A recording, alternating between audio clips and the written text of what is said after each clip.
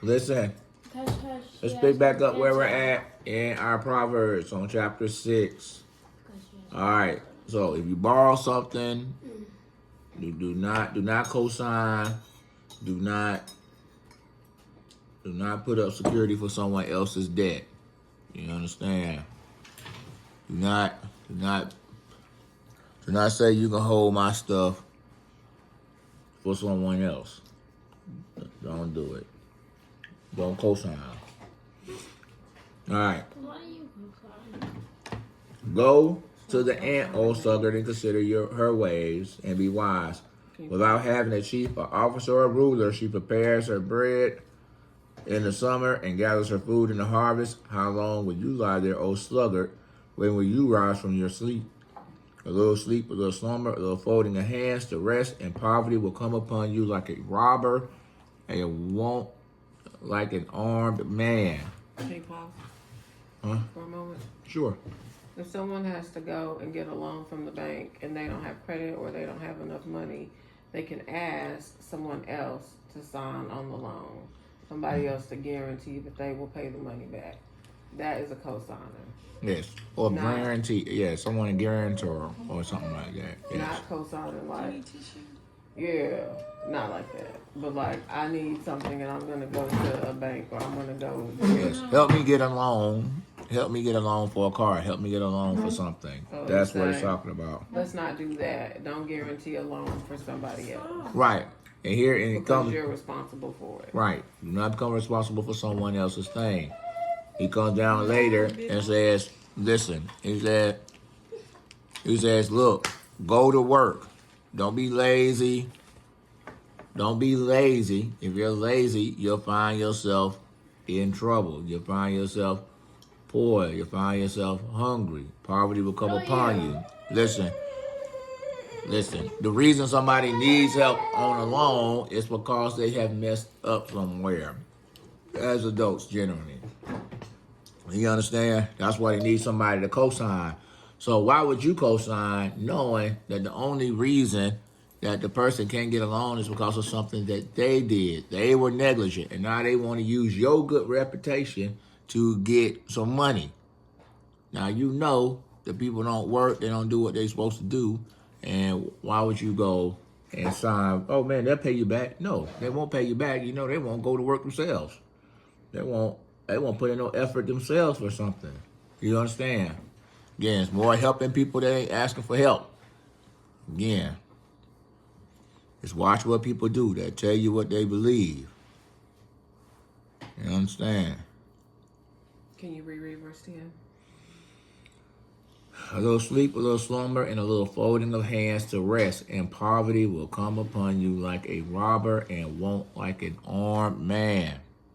So it doesn't take very much for you to become poor or very much for you to have too much work to do. So like, look, these dishes didn't get loaded last night, right? Mm-hmm. It only took a little bit of work in here for this place to be dirty, right? One person misses it and all of a sudden we have tons of work that needs to be done. Or the floor. One person doesn't sweep the floor when they're supposed to, and then the next time it's time for someone to sweep the floor, what? It's cars everywhere. It's crumbs everywhere. That's what it means. It means you need to be diligent in your work because it really only takes a little bit of someone doing what they're not supposed to be doing or someone not working in order for you to have a ton of work to get done. Right. And it can't be, hey, Demetrius, sweep the floor this time for me and I get it next time. No.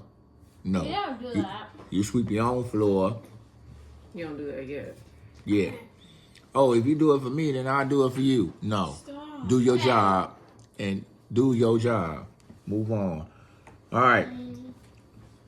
A worthless person, a wicked man, goes about with crooked speech, winks his eyes and signals with his feet, points his fingers with perverted heart, devises evil, continually sowing discord. Therefore, calamity will come upon him suddenly. In a moment, he will be broken beyond healing. And so, a worthless, wicked person, always talking slick, always scheming, conniving, always working a play. always finessing, whatever. Always showing discord. They're the type of person always talking about people at work behind their back. Always got drama. Drama all the time. All they talk about is drama. That person will find themselves in some trouble with their lives. You understand? There are 6 things that the Lord hates, 7 things that are abomination. Abominations to God. I'm just going to translate it for you directly. Being proud. Thinking that you're better than other people. Being a liar. A person who is violent towards others without reason. It's someone that will shed innocent blood. A heart that devises wicked plans, a schemer, someone who's always trying to figure out a way to get over and steal. Hey, Demetri, Or I heard you got 15 crown cash, but guess what? I got some crown cash that's got some hearts on it. You give me 1, I'll take your 15. How that sound? What? Right. Why'd I do that? Wait, huh? again, It's a scheme. It's a trick. it's a trick. They're just They coming make up people with all the ways. time. Ways to get something from you without doing anything. Right. To avoid part of it's on schemes. Anybody talking about they have what you need, that's a lie. Hey, come over here. I got something that you need. That's a lie. You already have everything you need. Do you understand? Hey, Taryn, I see you like them nails. See, I got a homegirl and she do nails. How much you pay for them nails? Oh, girl, she can do it for half the price. And ooh, it'd be good. It'd be good. Nope. You know, I already got she it in her now. apartment. You just gotta go over there and knock 3 times. Nope. I'm good.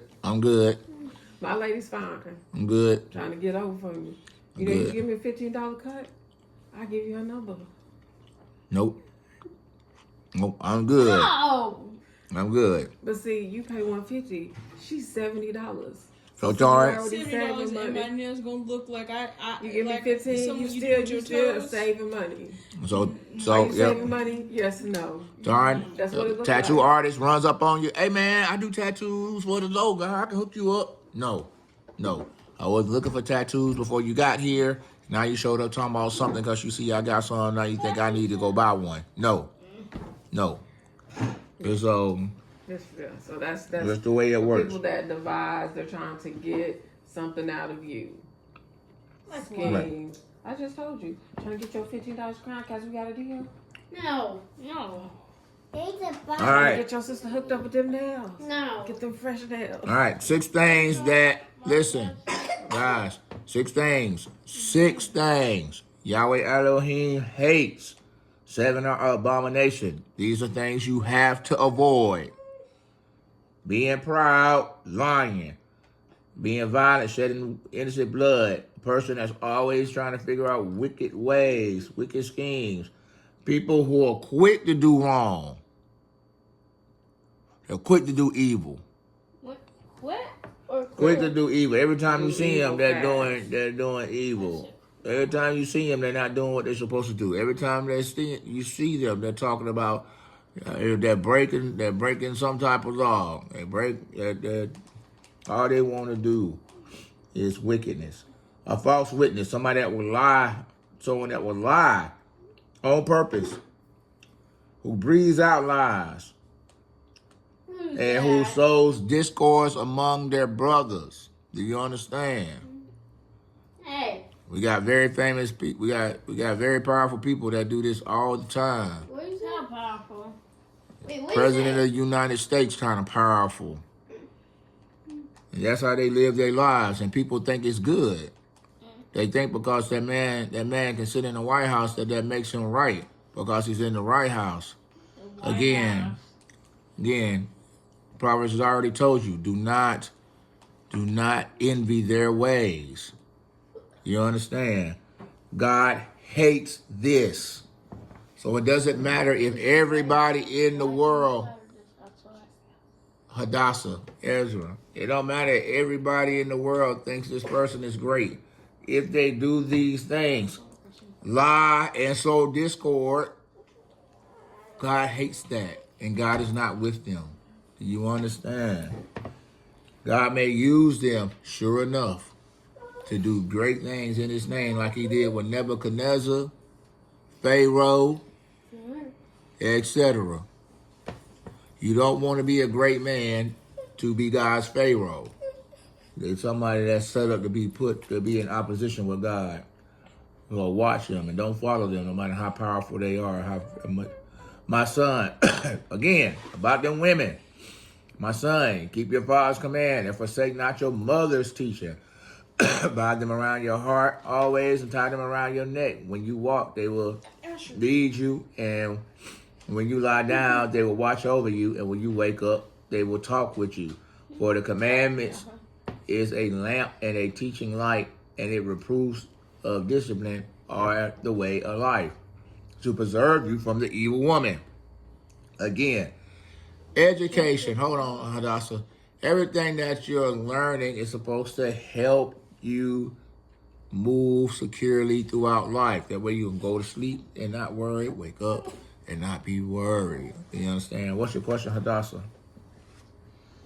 You hate him every holiday and hate God. You won't have any plans. You can't hit every holiday. Okay, that can't be possible. No, there's people that do.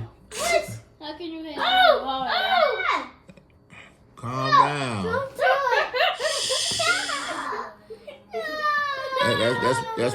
That's what we had this for. She's Why? yep. Well, she's dry. Her nose is dry. Yeah, she's having a hard time. That's why we had to have compassion on her. But was it blood? Yes, her nose is dry. She's been sneezing all day, so her nose is going to bleed a little bit from all the action Support. going on in her face. Never mind. Fine. Just had booked up. All right, here it is. Why More. your nose red? Listen, verse 24. The commandments will keep you from the evil woman, from a smooth tongue of the adulteress. We heard it again. Do not desire her beauty in your heart. Do you understand? Boys and Hadassah and Taryn, all y'all, do not desire in your heart. So don't even look at it and think about it in your mind that it looks good. Don't even want it. Do you understand? Reject it immediately. And do not let her capture you with her eyelashes. Eyelashes. What kind of woman are you, Taryn? You getting all these eyelashes put on? She didn't have fake eyelashes on. That's literally what's on her face. Those are Fake eyelashes. Yep. They're gone. Oh, so these are real eyelashes? Shh, quiet. Eyebrows. Listen to what the woman is doing with these eyelashes. With her eyelashes, for the price of a prostitute is only a loaf of bread, but a married woman hunts down a precious life. Can a man carry a fire next to his chest and his clothes not get burned? Or can one walk on hot coals and his feet not be scorched? So is he who goes into his neighbor's wife. None who touches her will go unpunished.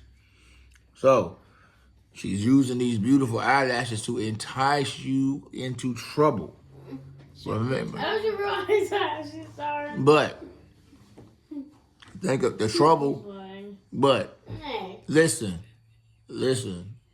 She's enticing you to get into trouble. However, her price is only a loaf of bread, meaning that all she's trying to do is she's only using you for money. That's it. She doesn't care about you. She only is using you for the money. She's only batting her eyes and getting pretty so she can take money out of your pocket. Do you understand? She say, I got what you need over here. What did Solomon say? Go home to your wife and leave your neighbor's life alone. Again, that person is, like we discussed in the last chapter, foolish, who is not considering her ways. That person is not considering their life. Okay? Think about it. A person is willing to ruin her family and your family. Remember God's promises. As many as the stars in the sky, generation upon generation. For these promises to take place that God is talking about requires you to walk with God and your kids to walk with God. Tarn has to walk with God. All of y'all have to walk with God for the promises to come true in your family. You can't abandon God, especially for no woman or man who is not yours. Definitely not for no sex. What is it, Demetrius? So something wrong for eyes because they're orange. Boy, listen. So this is what he's telling you. Why is this important to Solomon? Because he's the wisest man in the world. And even this got him, someone who knows better. And even he could not control himself. And it cost him everything. Remember, he makes a mistake. His grandson get his eyes plucked out. His great-grandsons get cut down outside of a sewer because he couldn't keep his penis in his pants. If God tells you to do something one way, it's because he know better than you. No matter how, you can be the smartest person on this rock, but you ain't smarter than God. So if he says be with one man, one woman, then you do that. Anything other than that is to your own detriment. As we move on. That's why he says a fire is good for a fireplace, but outside the fireplace, they burn your house down. You understand? And so that's what this situation is like. It's like carrying a fire in your hands. All right, you will get punished, and anyone who touches her, your life will be destroyed. This is how bad it is. People do not despise a thief when he steals to satisfy his appetite when he is hungry. But if he is caught, he will pay sevenfold, and he will give all the goods of his house. He who committed adultery lacks sense. He who does it destroys himself. He will get wounds and dishonor, and his disgrace will not be wiped away. For jealousy makes a man furious, and he will not spare when he takes revenge. He will not accept no compensation. He will refuse though you multiply gifts. Understand this, and the law will support it. You get caught up in your neighbor's house with his wife, and he kills you, it's okay. The courts will be like, no, he wasn't murder. He ain't had no business in there touching that woman. Oh man, he in their house, sinning. And courts have upheld if a man comes in there and catch somebody with their wife and he guns them down right there, it's called the crime of passion. And guess what? Ain't nobody gonna feel sorry. Because you ain't had no business going up in there.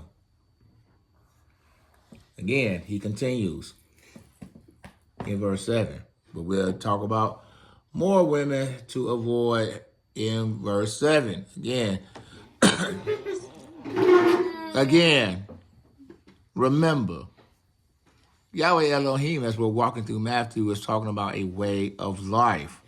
Solomon here in Proverbs is talking about a way of life and giving you context in a way that you can see what does it look like to live a righteous life in practical ways. Boys, and girls. Your biggest problem is going to be with girls. And that's just the way it is. That's why Solomon keeps telling you this over and over. How about time? What's your problem? Her problem is going to be the same. These relationships are going to be your biggest problems. You cannot play around with them. You have to be discerning with them. Your very lives will depend on the relationships you have. This is what Solomon is talking about. Whether it be friends or lovers, whether it be friends or wives or family, he's telling you this is how you need to live. Watch out. These are the type of people to watch out for. These are the type of situations to avoid. A lot of it has to come with relationships, in man and women relationships. Again, we saw this same thing happen all the way back in Genesis. Again, God makes man, woman put him in the garden. Enemy talks to the woman, convinces her to sin. She convinces her husband to sin. It messes everything up. God stays sin. The consequences of those sins will be death, not just for them, for those involved. Because it won't be long before one of their children will kill their brother.